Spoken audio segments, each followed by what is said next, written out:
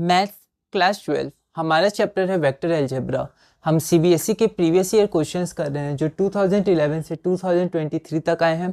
इस वीडियो में हम टॉपिक 8 शुरू करेंगे जो कि है वेक्टर और cross product of two vectors. Question number 68 है, the sine of the angle between the vectors A and B is. तो इन दोनों वेक्टर में का जो एंगल होगा उस एंगल का साइन क्या होगा। यह क्वेश्चन सीबीएसई 2023 में 1 मार्क का आया है। एक बार आप इसे ट्राई करिए, फिर हम आगे बढ़ते हैं। तो हमने क्या किया, सबसे पहले थीटा मान लिया क्योंकि इसी एंगल का हमें साइन फाइंड करना है। ठीक है, अब जब हमें साइन फाइंड करना है तो हमें पता है कि जो क्रॉस प्रोडक्ट होता है उसका मैग्नीट्यूड क्या होता है, magnitude of A times magnitude of B times sine theta. तो यहाँ से हम साइन थीटा लिख सकते हैं magnitude of A cross B divided by magnitude of A times magnitude of B. ठीक है, ये हमारा 1 हो गया।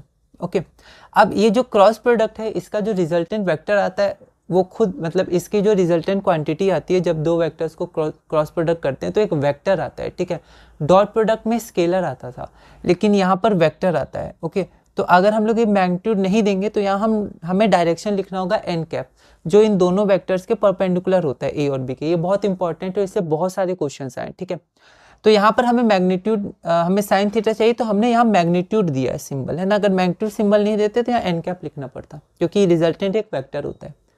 तो साइन थीटा बराबर इतना। अब इसका मैग्नीट्यूड हम लोग कैसे निकालते हैं, तो इसका मैग्नीट्यूड निकालने के लिए पहले ये वेक्टर निकालना होगा डायरेक्शन के साथ। तो डिटर्मिनेंट आई कैप जे कैप के कैप, पहला वेक्टर ए है तो ए का कॉम्पोनेंट और फिर बी है तो बी के कॉम्पोनेंट्स। ठीक है, फिर हमने डिटर्मिनेंट को ब्रेक किया, फर्स्ट रो के अलॉन्ग हमने ब्रेक किया इसको और फिर ये हमारा आया -4 जे कैप प्लस 2 के कैप। तो ये तो हमारा ए क्रॉस बी आया तो यहाँ डायरेक्शन है, पर हमें मैग्नीट्यूड चाहिए इक्वेशन 1 में। तो हम जब मैग्नीट्यूड निकालेंगे तो √20 आएगी।